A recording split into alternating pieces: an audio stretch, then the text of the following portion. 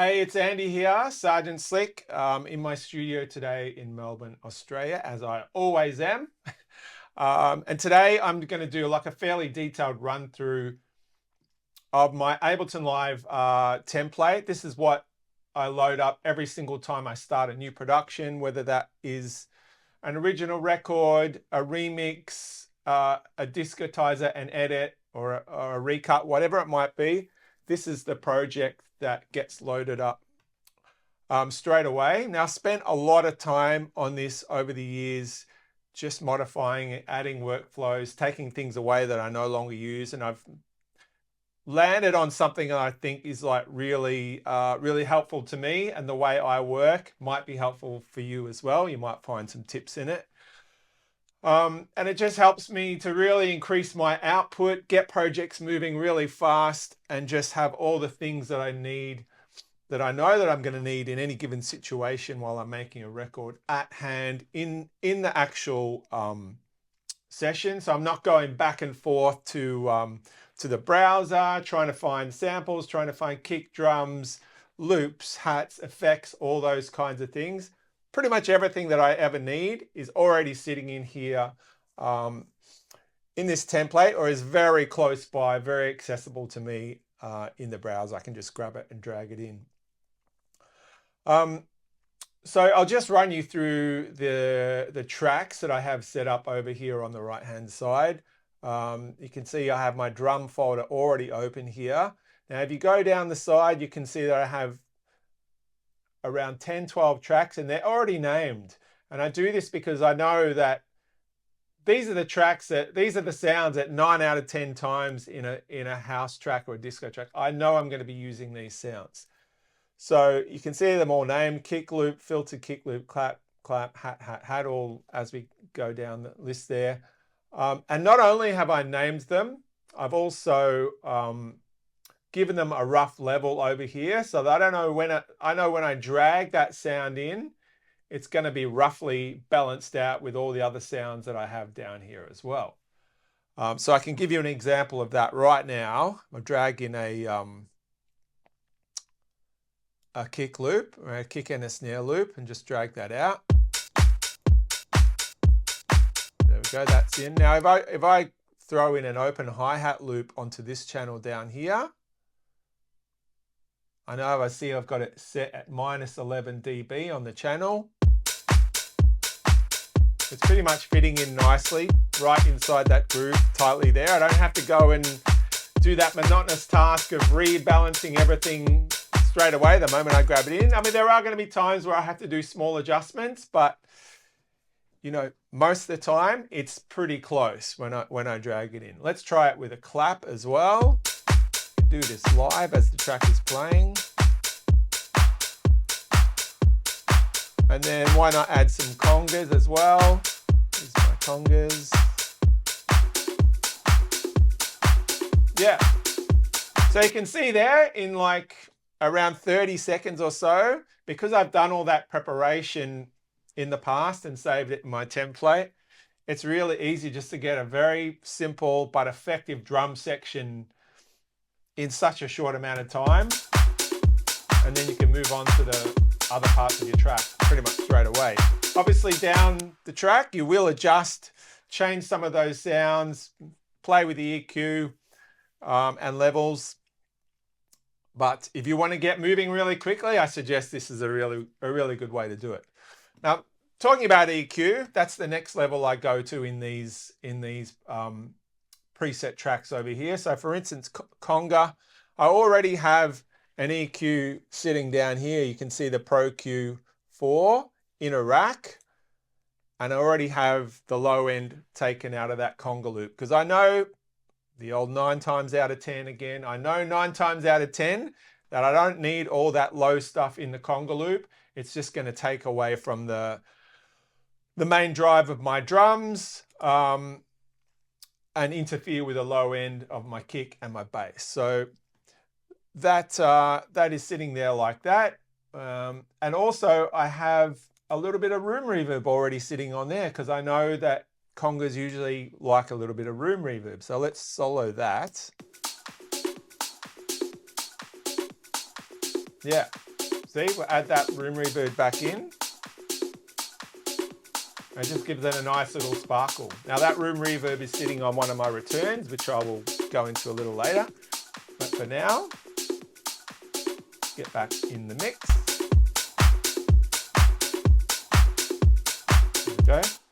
And the next thing along the line you can see here on the conga track is sidechain compression in the form of ShaperVox, volume shaper from Cable Guide. Now, this is a plugin I absolutely live in.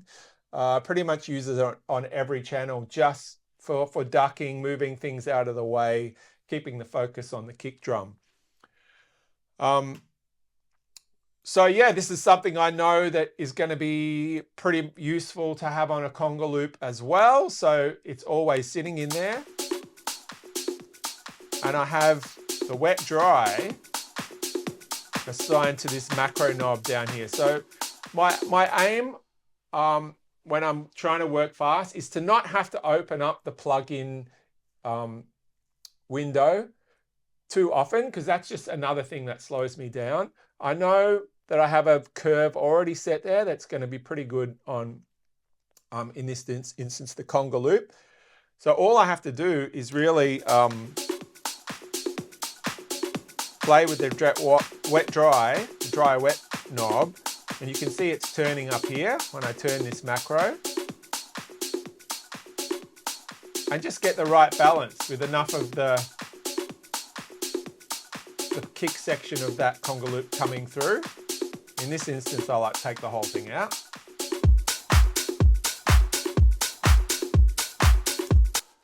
Yeah, and I've repeated that process on all these tracks. As you can see, there's a volume shaper sitting on all of them and an EQ. Because I just don't want to be in the position where every time I add a sound, I got to go through this whole routine of finding my EQ over here, finding my volume shaper, getting the right settings. I just find get some like general settings straight away, save it in your template, and then you're away. So yeah, so all these drums have their custom settings, as I said, and they're also actually going into a drum group up here. Everything's tucked away in a folder, which I can open and close to make more room for myself in the session as I need. And so, yeah, like I have all these plugins over here to process the drums. Now, I might not use all these, but they're all there. As I said, saving time. I know these are the tools that I'm most likely to use. Once in a while, I'll grab something from my plugin folder over here and throw it in, but usually not. Usually all the tools I need are right over here. So for the drums, I have a saturator just to give it that extra push. I have some extra EQ over here. If I find there's a frequency that needs a boost or a cut, I can do it right here across the whole drum section.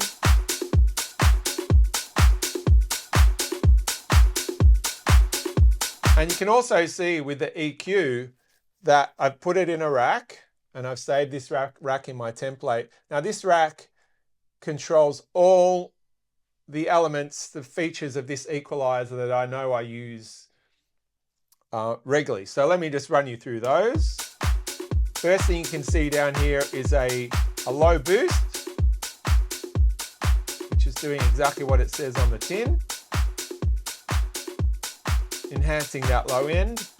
We've got the high sides here, which is just giving you extra high end on the top frequencies. It just really helps with stereo imaging, gets those crisp high sounds nice and wide, which really sweetens up your mix. I got a low cut as well here, and I also have the slope of the low cut, which I can adjust with this one. Get that off. I have an output, so I can turn it up or down. This is the main output of the EQ here. Get that back up to 0. I have a high stereo, which turns up the high end on the whole drum mix, not just the sides. And I have a higher cut. And then I have the slope of the higher cut, which is just it's just basically telling you how intense that cut is going to be when you sweep that high down all the way. The next thing I have is a glue compressor, which another one does exactly what it says on the tin, just glues all the sounds in your drum section together. And I usually have that running at about 5 dB and then making up the gain with 5 dB over here, because that's what a compressor does, it turns everything down. And then I have the mix for that right here, 0%, 100%, you can hear the difference. Usually have it around between 20 and 30. This is a clipper, which is just another way to add extra impact and punch. It takes off the peaks of the sound and gives you extra volume. And then I have, I don't even know what this one is. Let's unfold it. It's a parallel compressor, so it just adds a bit of dirt. You can hear the push on that. That's one I don't use so much, but it's there just in case I want it. So let's fold all that back.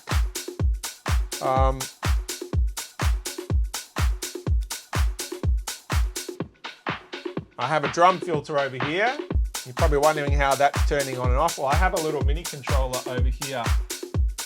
Let me just turn this around. No, I can't. Anyway, that's my MIDI controller. That's the Roto Control, which is a Melbourne company. It's a great controller. The thing with controllers that used to annoy me is it's often hard to remember what the knobs do, what you've assigned everything to. You really got to commit it to muscle memory over like years. But this one has labels, and you can set your own labels for these and control whatever you want on there. You can have multiple parameters going to the one knob or slider or button, whatever you like. And yeah, I have one going to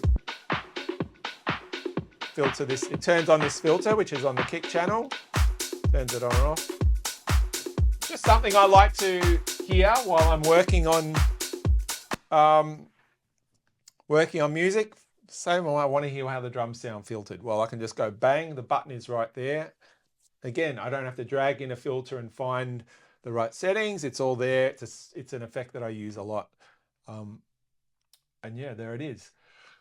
So that's my drums, and I've got a very similar setup for my effects folder over here as well. Everything's pre-named. Well, one thing I want to actually mention with this, if you're struggling on a track, you're wondering like, oh, what does this track need? What do I need to add to make it sound full? When you already name everything over here, you got the visual clues straight away. Because, oh, maybe I can add a ride, maybe I can add a conga, a tambourine, and it just takes the guesswork out of really building your drum section. And I use this theory with all my channels. As you can see also on the effects group down here, I have crash, laser, impacts, risers already labeled. They're already at the right level that I think they might be in the final track. And yeah, I can do exactly the same thing. So let me just give you an example of that. I got an effects folder over here. Now find my crashes. There's my crashes. Bang, crashes already in there. It's roughly the right volume. I got some snare fills as well, and I just grab them down here and put them on the fill channel. So let's hear what that sounds like.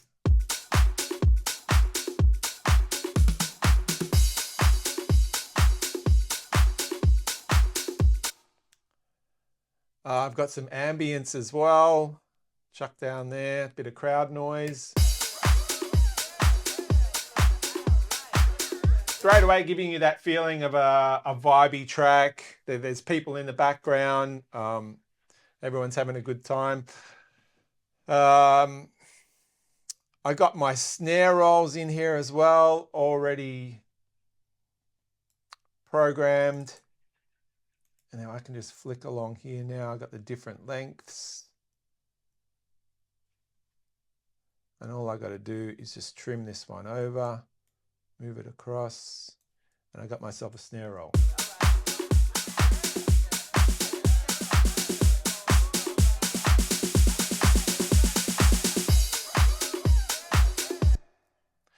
So I think you can probably start getting the idea of the more preparation you do before you start making music, the faster you can make music and the more fun it is, because you're not endlessly diving through folders.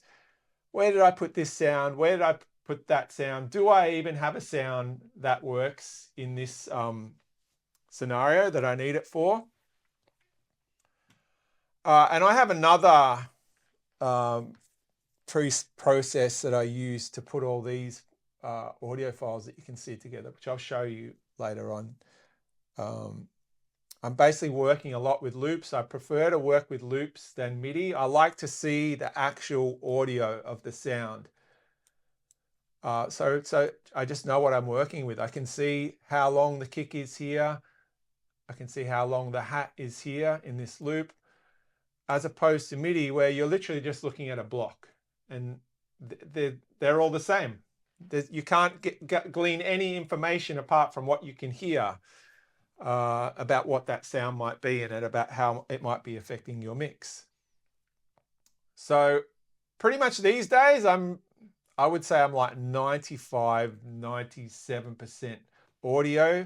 Even when I use MIDI for like a bass line or a piano part, I'll always bounce it to audio just so I can see it. And I find that, yeah, you do lose a little bit of flexibility in terms of, obviously you can't change the notes in a MIDI file once you've committed it to audio, but you gain so much more flexibility in what you can do with that MIDI file in terms of cutting off, like an instant cutoff, or you can reverse little sections of it, turn individual notes up, just the volume of one note on the screen. A lot more flexibility and a lot more fun. And that's what we're here for, to have fun, right?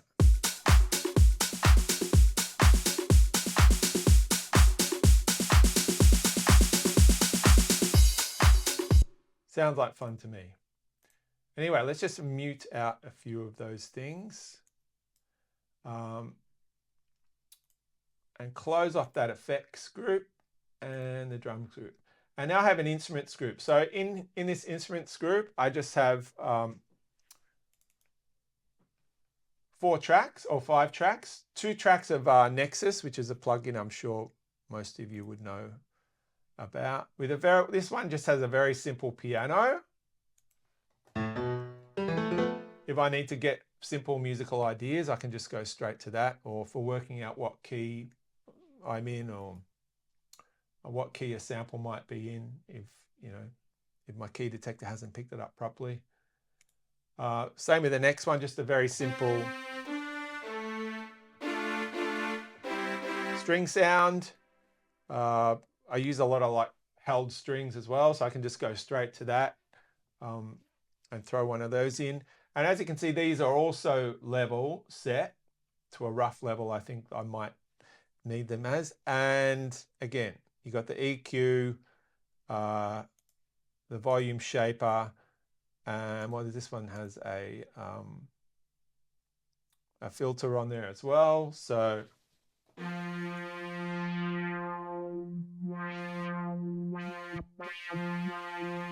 and I think I actually have that filter assigned over here on my controller. Where is it? Let's see. Yep, there it is.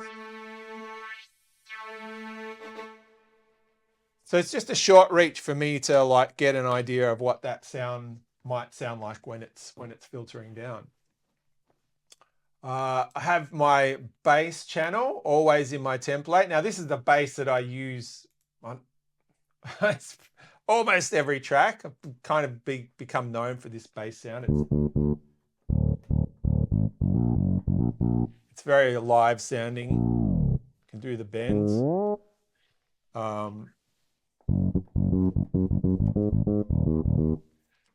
So I just keep that in the template rather than having to find it every time I need it. It's there. It's not taking up too much space. It's not taking up too much CPU. It's just sitting there ready to go whenever I need it. Same again, EQ, sidechain, sitting back here. It's always there. Same with, I have a sub bass sound that I use a lot as well. That's always sitting down here.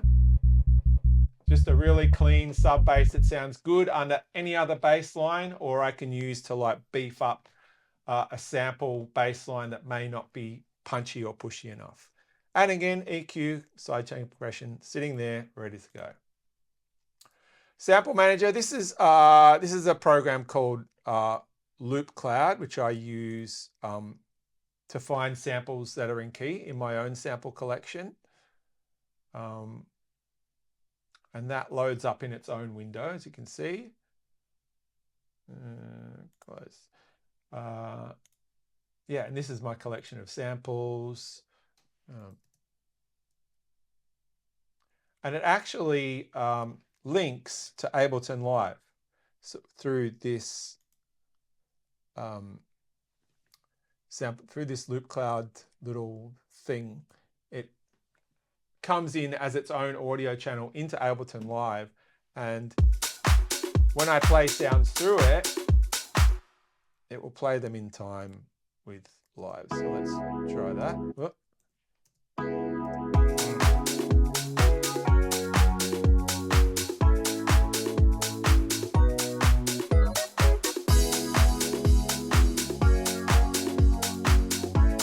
Try another one.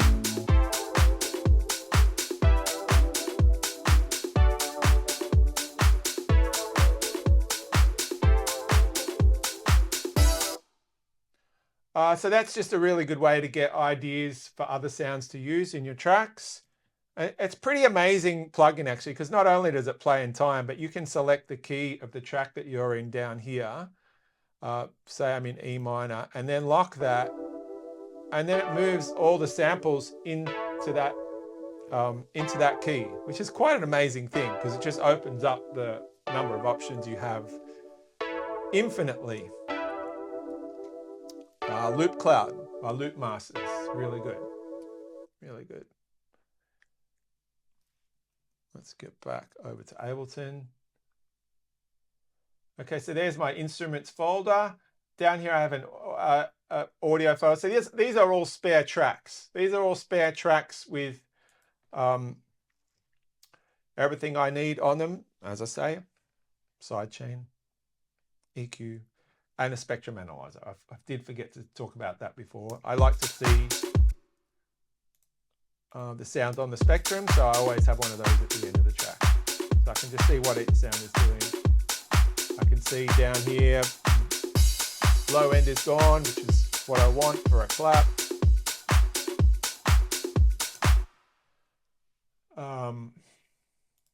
Yeah, so I just have 10 spare tracks down here, and I also have some unused ones that I just keep out of the way. There's a spare MIDI track down here, or there's 4 spare MIDI tracks, and if I ever want another Nexus or something, all I have to do is grab it from there and drag it up. Go to my synths, VSTs folder, drag it in, Nexus or whatever it might be. Say we want a serum on this one.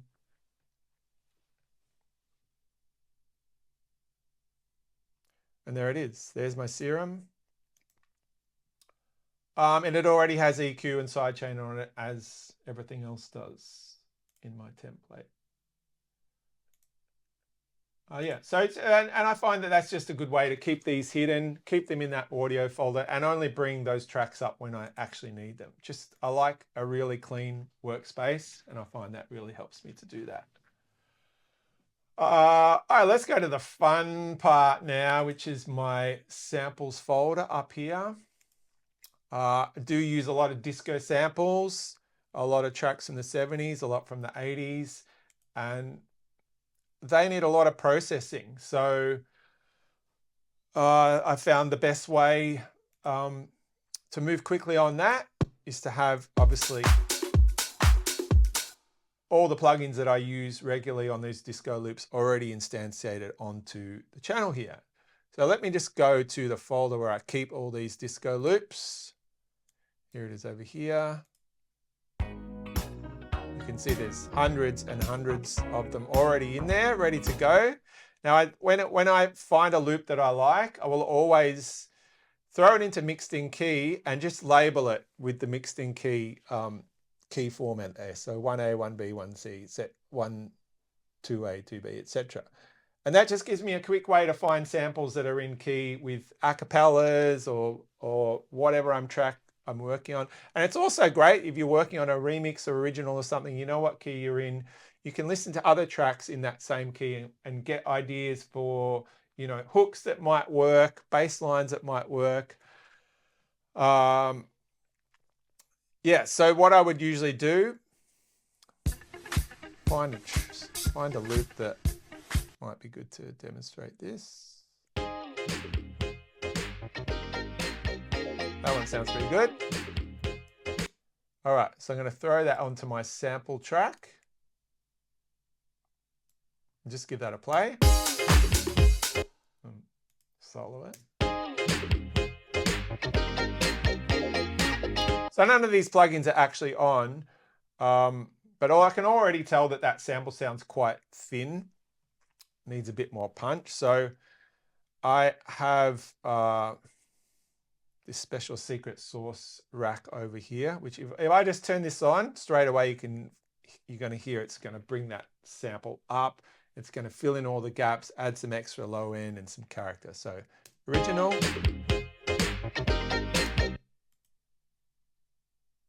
Plugins.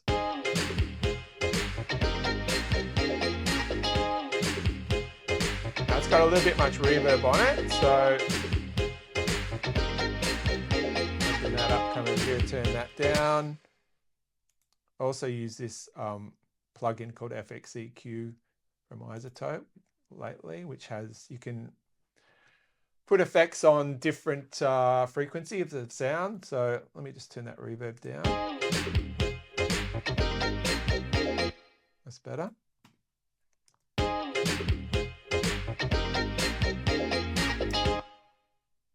Yeah, so if I just go through the plugins on there, obviously they've got the stabilizer, got another saturator here, which I don't use often on disco samples, but it's there if I want it. The EQ here, usually find the little bump around the bassline area is going to push those samples up nice and loud. That section. Yep. And some extra on the side as well. That sound. And then it goes into this plugin called Super VHS with Baby Audio. It just gives it some magic. I don't even really know what it's doing, but I always just have it sitting on there, just tickling a little bit over. And then the final one is to have some glue compression. And I got my threshold sitting here. I can get it hitting about 5 dB, which is where I want it to be. And then set the mix in at about 40%. And right at the end is a limiter. That's pushing way too hard at the moment. So I've got my macro set up to control the input of that. So let me just turn that down. Just turn it up and just till it starts tickling that gain reduction. There it is. Brings everything up again. Punchier. All right, let's hear it without the plugins. A little bit lifeless. Now with.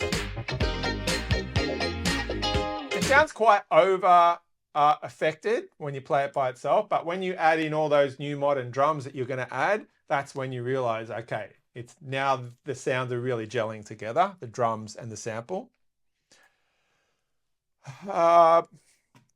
So let me just explain this rack to you here, which is Slick's Tools 2026. It's my little tool rack.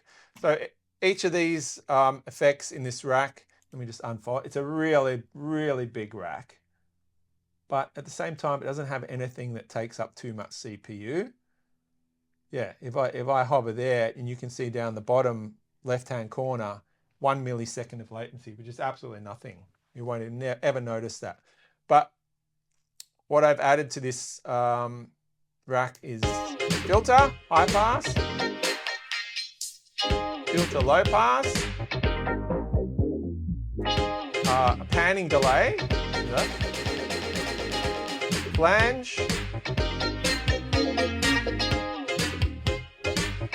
Now these are effects that I will often like fly in and out of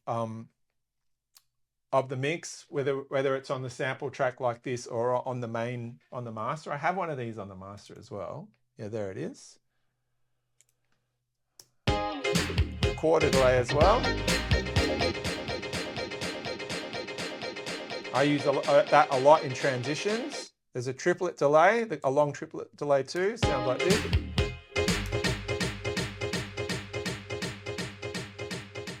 And you can just control the level right there with automation.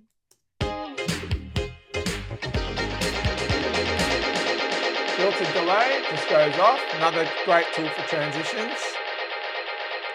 And you've got fine control of it here, obviously, by just automating the macro. Filtered reverb.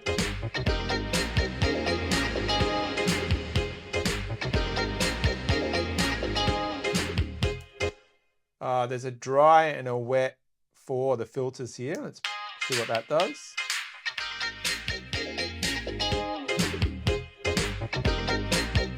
Brings in or takes out that high pass filter that's on top. And then there's one for the low pass as well. So just like another way to gently bring in or remove that effect. Here's the big filtered reverb down here. There's a phaser. I use that a lot. This ping pong turns on or off the ping pong effect of the delay above. So now when I turn this delay on without it, have a listen. And now if I turn ping pong on and do it, you'll hear it bounce from side to side.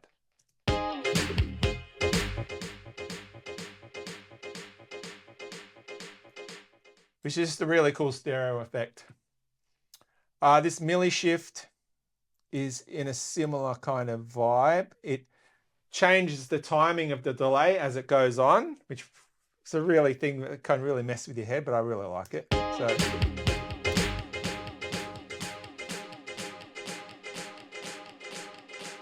here it's like moving out of time slightly.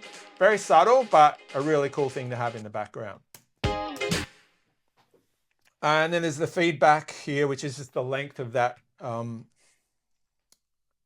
delay. And then I have a filter again right on the end, so I can just filter every one of those effects that is before this one. So this is like this.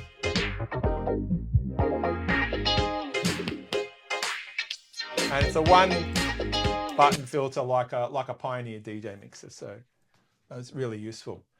The next thing I have along in this one is a waves curves equator. Now this is just an EQ that takes out resonant peaks. It's really complicated, not used that often, more useful for vocals, but I do have it in there just in case I want to use it. Next is my shaper box. So this is where most of the action really happens here. This is where you really get your sound pumping, your loop pumping and really mixing in well with your drums. I spend a lot of time in this plugin, and I'm a massive fan of it. I will talk about it until the cows come home. So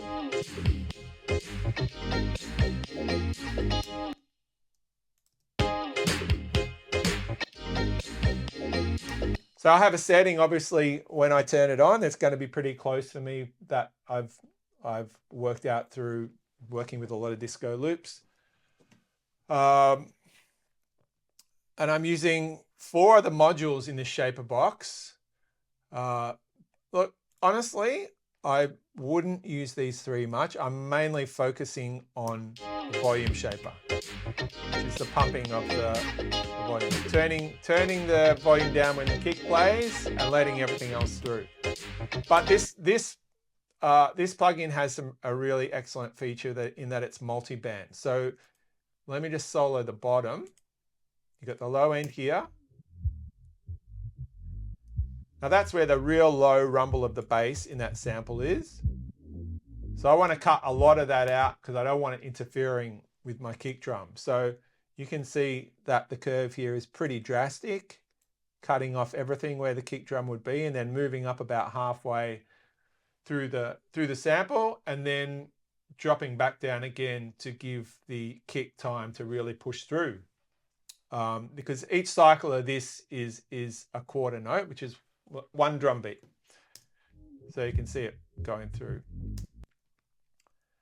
And then, yeah, the really flexible thing about this plugin, as I said, is the multi-band capability. So I have my curve for my low end there, but if I click into this, I have a different curve for my mid-range, which I can let a bit more through because it has a bit more musical information, a little bit more sparkle, and you can really tell, you can hear the musical notes in the sample. And then if I go to the high, I let a whole lot more through in the high, almost the whole thing, because that has all the sizzle and sparkle. Now I can change the cutoff point between those frequencies just by moving this down.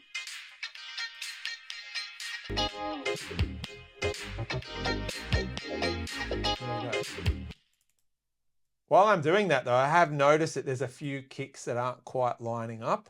So now I can see them right here. So I would just go into Ableton and move those around, move the warp markers so that I can see that those kicks are right on. Because if you get a kick like this, it's hitting before the grid point, you're going to hear like a click beforehand, which is really not a nice thing to hear all the way through a track.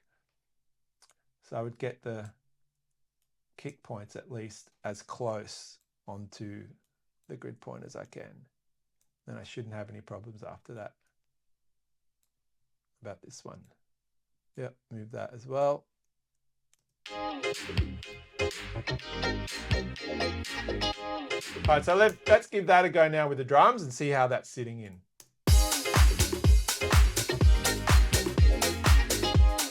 Needs a bit more volume.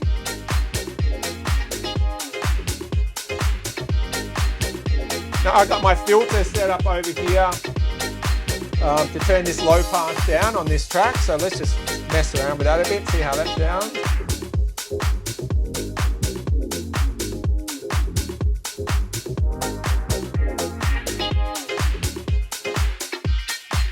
And I also have a filter on the master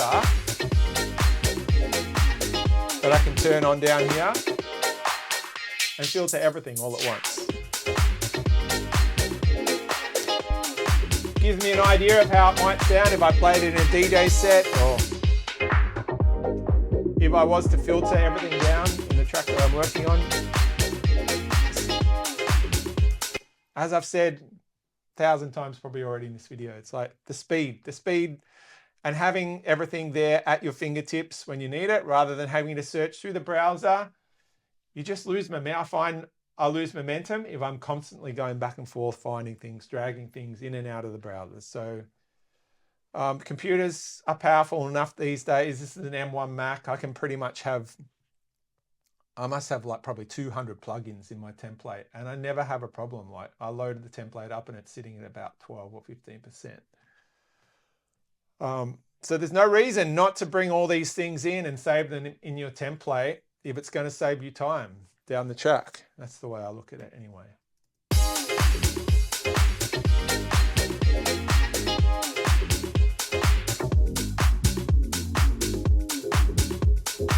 So yeah, we've got that sitting nice and snugly in the groove.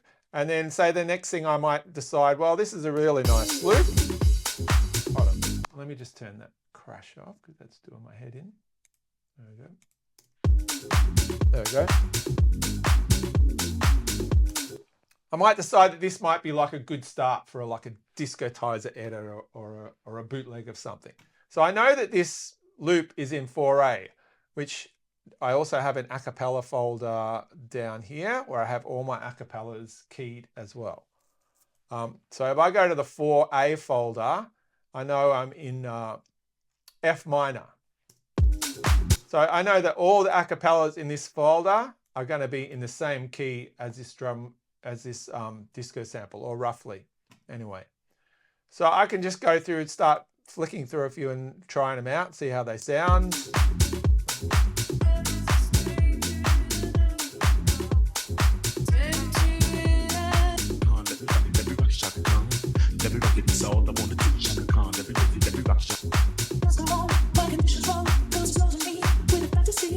And when I find one that I think sounds really good,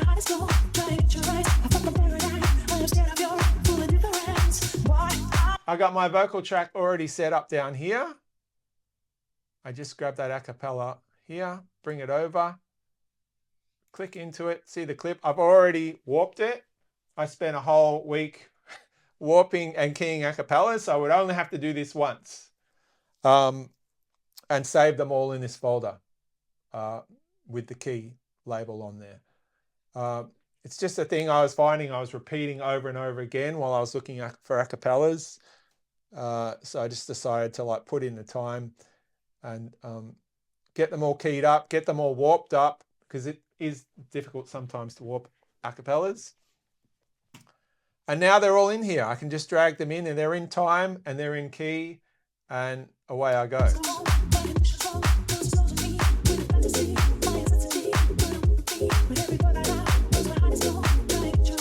Actually, if I actually put this one over in this page, it will continue playing. It won't stop when the loop stops. So.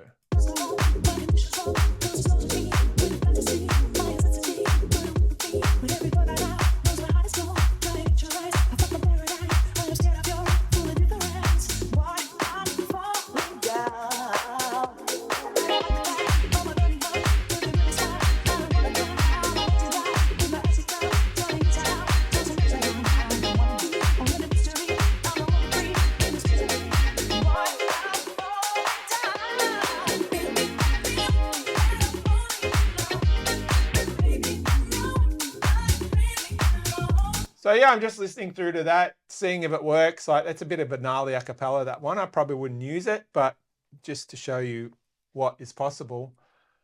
Yeah, and then if I then decide to continue on with the idea, I would come back to the arrangement page here, open up my drums, like get a rough arrangement of the drums going, drag that sample out. Maybe move the acapella over here once. I might come in and like half this sample just for an intro, say. So let me just listen to that. Find a little section that sounds good looping.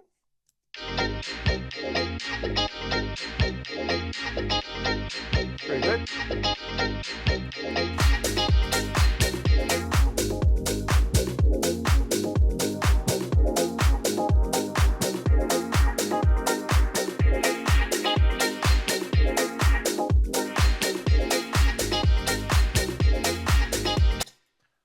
And also under my kick loop here, I have another version of the same track. So if I just drag this down to there now, it's going to be a filtered version of that loop. So with all the low end taken out over here, you can see.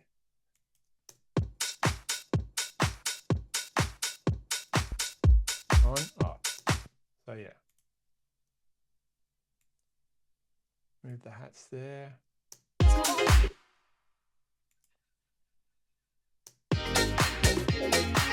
Throw a bit of automation in there for that sample, maybe high pass it.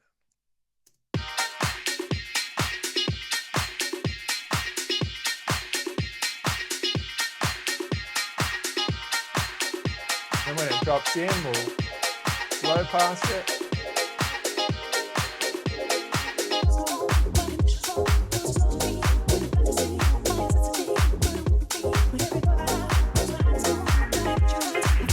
anyway, you get the idea. Just structuring out. I would usually structure something out pretty roughly, and then like get into the nitty gritty and start like really working on my transitions, making sure everything's clean, making sure everything's balanced. Yeah, okay, let's go up to the toolbox section now, which I'm sure you've been wondering what that is. I have my reference tracks up here. So I'm always constantly referring back to finished tracks that I might be playing out DJing, for instance, and they're tracks that I know really punch through in a club. So I'll usually have like 4 of them sitting up here, and I have key commands so that I can switch back and forth between those while I'm working on my own track. So I'll just give you an example of that. So Shift B. Volume isn't quite matching up, so I have the reference volume also on my controller over here. I can turn all those up. You can see them turning up on the channel. It's about the same level. Now I'll go through some of the other ones.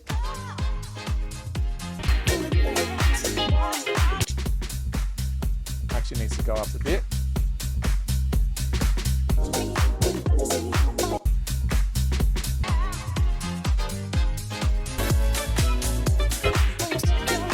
So you're just always listening, you're always comparing what you're working on to something that you know is finished, punchy, effective, works in a club, because really that's what you're aiming to get. Like your own ears can only take you so far. At some point you're going to have to like compare it to product that's already out there that you're hoping to be in the same lane as.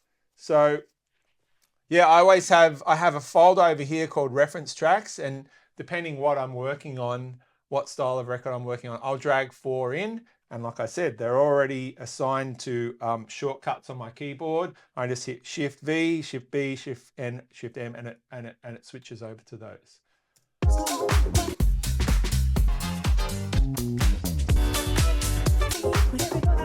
And also because these tracks are warped, they're running in time with my project. So you never get any of that like jumping where it's you know, you come halfway through a loop cycle or a kick that gets cut off. It's always nice, a clean transition, which is awesome.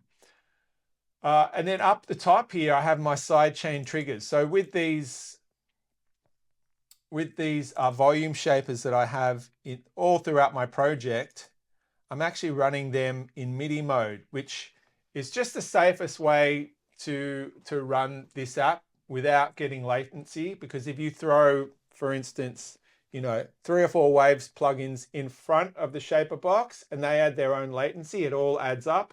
And then by the time it gets to the volume shaper, well, that curve might not be in time with the audio that's before it. And I've just found, well, it's actually in the manual, it tells you in black and white, but this is the best way to do it in Ableton due to the limitations that Ableton has with latency of plugins on the channels. So the best idea is to look in the manual for that one, because it is a little bit of complicated process. But like I said, I just did it once, put it in my template, and I never have to worry about that again. And I also, next to that, I have all these spare side chains, which I can just drag down to any channel I want at any given time. And it's already assigned to this MIDI trigger, which is sitting up here. Yeah, so that's why I do that. What have I missed? What have I missed? Returns. I missed returns. So let's turn the return tracks on. Here they are down here. So this is my effects that I'm going to use regularly on different sounds. So let's open up the drums. Do the hi-hat for this one.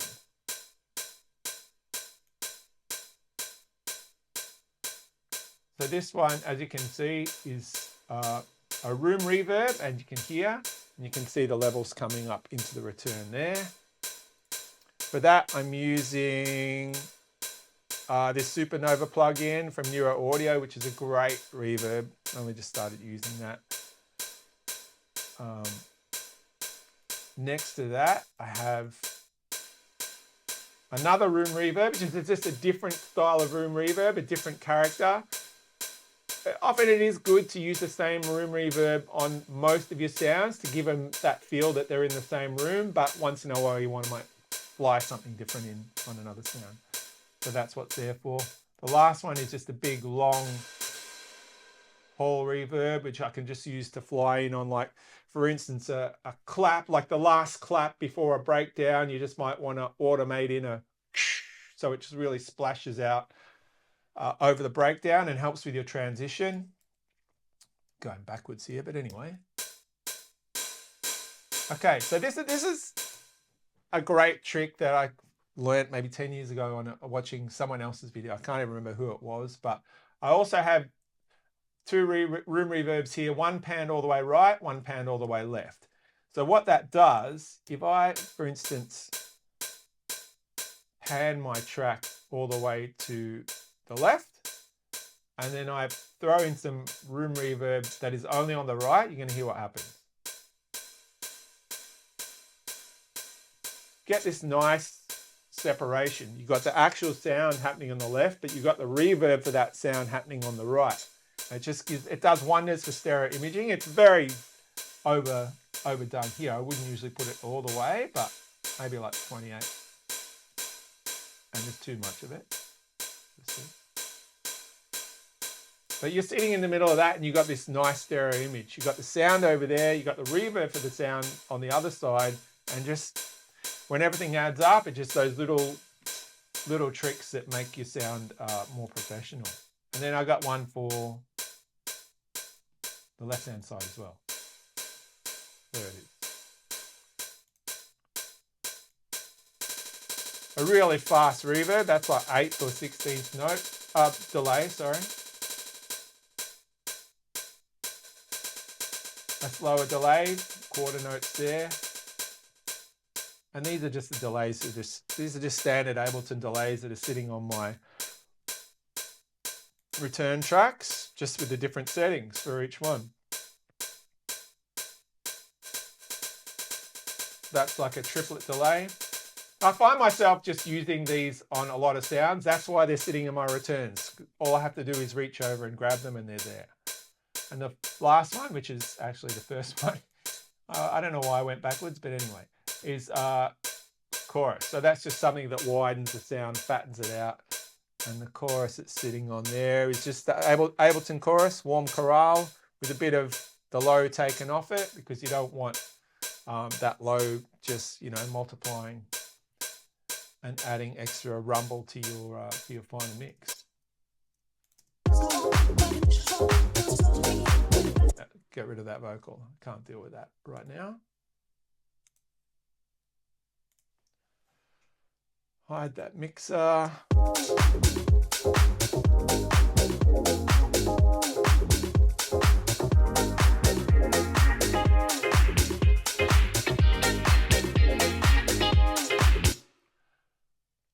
So yeah, that's all the channels in the template.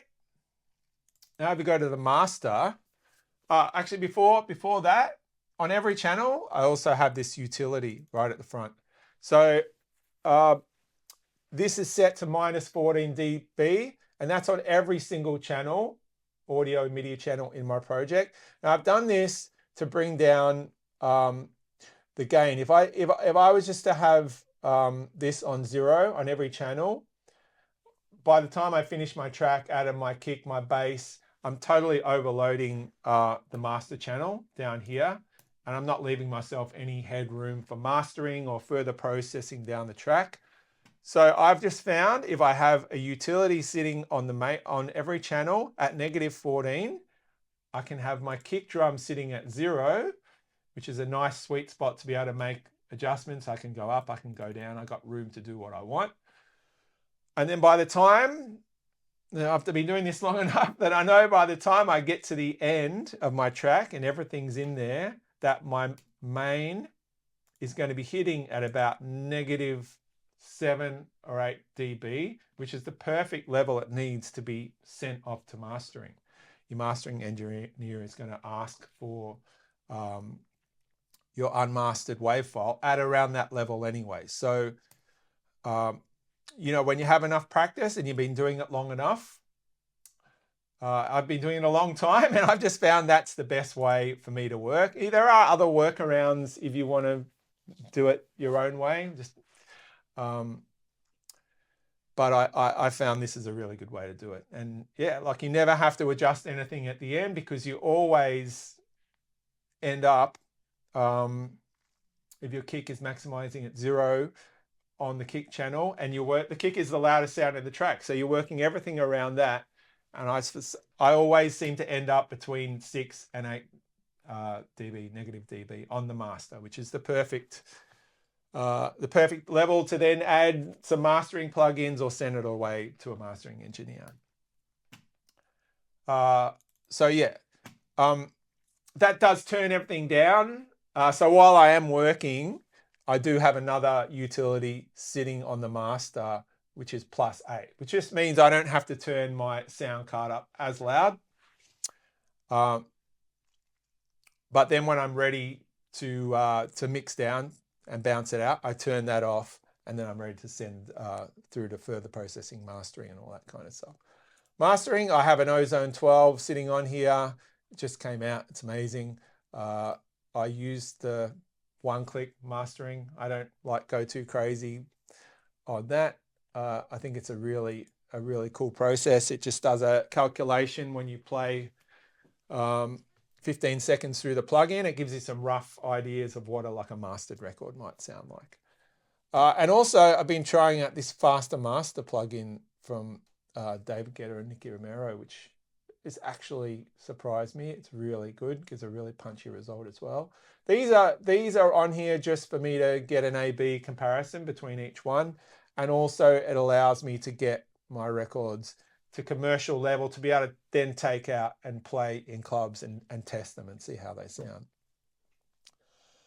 Next, I have that tool rack, which I showed you on the Disco Sample channel. And I also have that assigned to my controller over here. So if I turn that on with this button here, yeah, you can see high pass there, everything's adjusting as I go. And that's always there. It's not going anywhere. I know it's there. I know I can try ideas out just by twiddling those knobs on the controller. Yeah, I love this thing. I love this rotor control. I have not stopped messing with it and setting it up and rearranging the plugins and the knobs since I got it. I think it's a really cool thing. Next in line, I have, I set these things up when I started, like I said, and you can see this rack is completely closed. I don't even know what's in there off the top of my head, but I know from muscle memory that if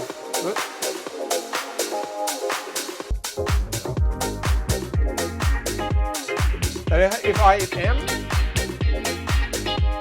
I know that's turning on the mono plugin that I have on my master, just to check how things sound in mono.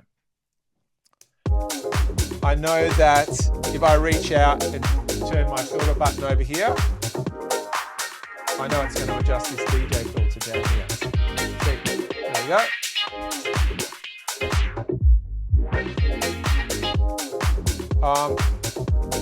And I know I can also solo the low end just by hitting the comma button on my keyboard. I've got that set up as a key command, and I can solo the high end just by hitting the full stop.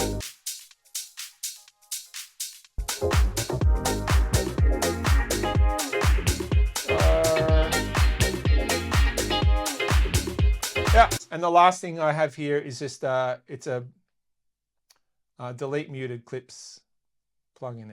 It's a Max for Live device, which I just found online. It's free. And if you have any clips in your project that are muted. So let's just mute a couple of these.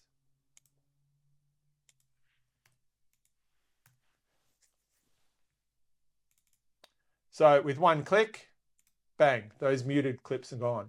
Now, if you get to the end of the track, you might often find that you have dozens or even hundreds of muted clips. It's things that you've dragged in you haven't used, or things that you've cut out, clips that you've cut into like 15 different pieces, and there's little sections in between that you don't need.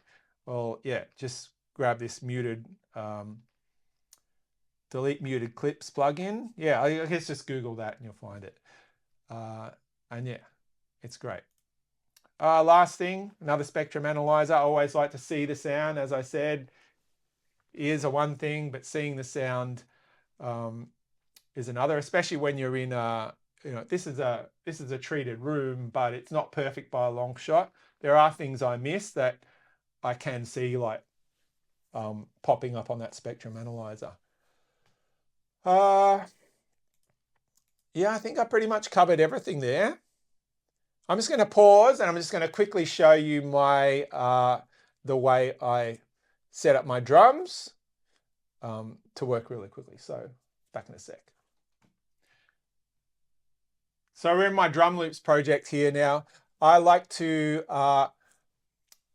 when I get like a sample CD or when I'm listening to music, I'm always listening out for drums that I like, that I think I can use in my tracks. And rather than keeping hundreds and thousands of loops on a hard drive, I try and separate the ones that I actually like, that I think I can use, into another folder. Then I bring them into this project, and what I do is I'm going to use the congas as an example here.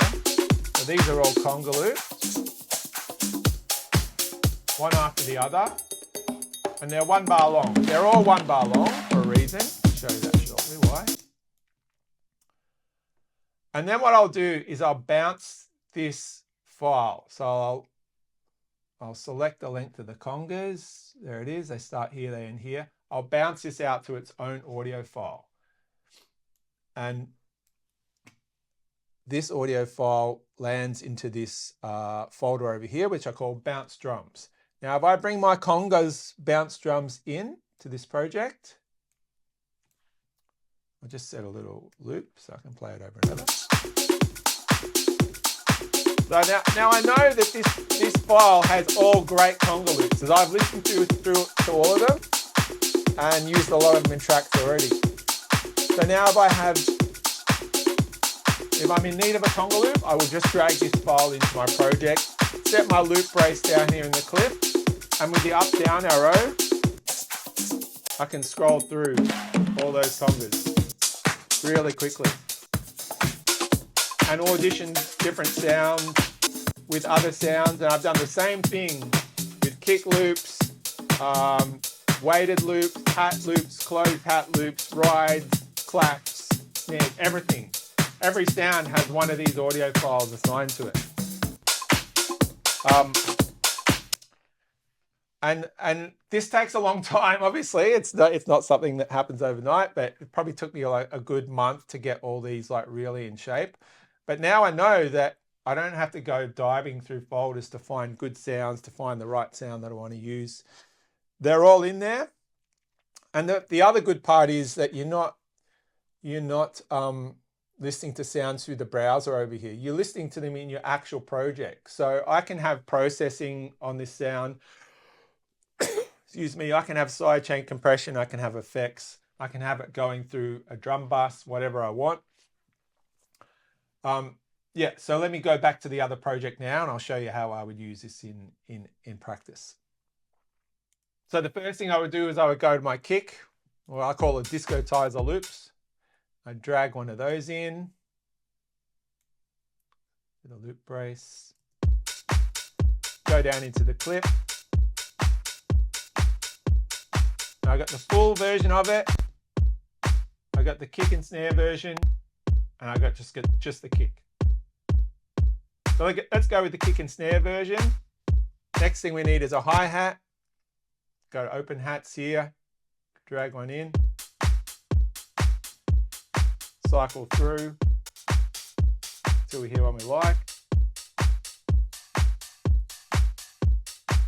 one sounds good. Let's go to a conga. I've already got my conga channel set up down here. Sounds great. Let's add another clap in on top.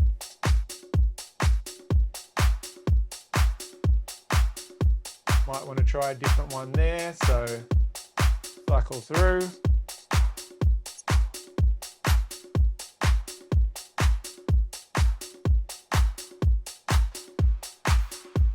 And I can see in the clip, I can see down there, this clap has a massive tail of reverb on, which I like. So I'm going to keep that there. Tambourine, let's throw a tambourine in there. Turn it up.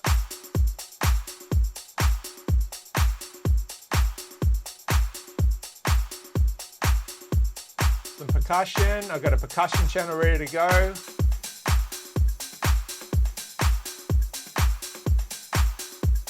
And on and on and on. 909 ride. I already have a ride channel. All my different rides are here. Different length, different processing. That one sounds good. And I'm ready to go. My drums are done pretty much in like a couple of minutes. And I think that's that's one of my best hacks that I've ever come up with, I think. That just allows me to get things moving so fast. These are sounds that I know, these are sounds that I love, these are sounds that I've used. I know they work in tracks, I know they push through in the clubs. So yeah, just keep using them, keep circulating. It gives your sound, it makes you sound like you. When you choose the sounds, and choose like a limited palette of those sounds that you can keep using over and over again in different variations, it gives you your own sound. People start to recognize that's, you know, Slick's drums, or that's whoever's drums, which is, it's a good place to be if you're a producer, when people can recognize your records just from the style of the drums you're using. Yeah, and then like I said, I got another project exactly the same with all the different types of effects as well. And these are all sitting here. No need to go into that project because it's the same as the other one, where I just line everything up one after the other and bounce out the sound. So let's go reverb claps, for instance, which is long claps. Use them for transitions usually. Move along. Move along.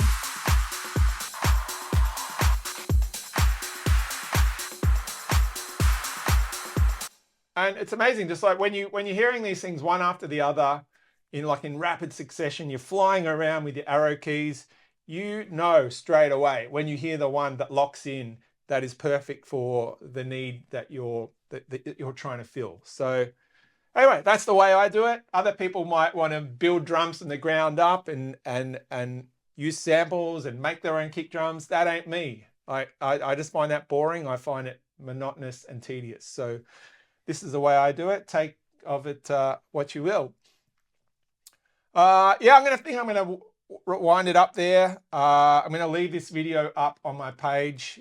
So at any time you've got any questions, anyone has questions about the way I work, or about this template in particular, or any of the plugins in it, you can just ask away in the comments and I will do my best to answer all your questions. I'll have lots more production videos coming up on the page, so look out for those. And yeah, thanks for supporting me, and I'll see you soon. Thanks, guys.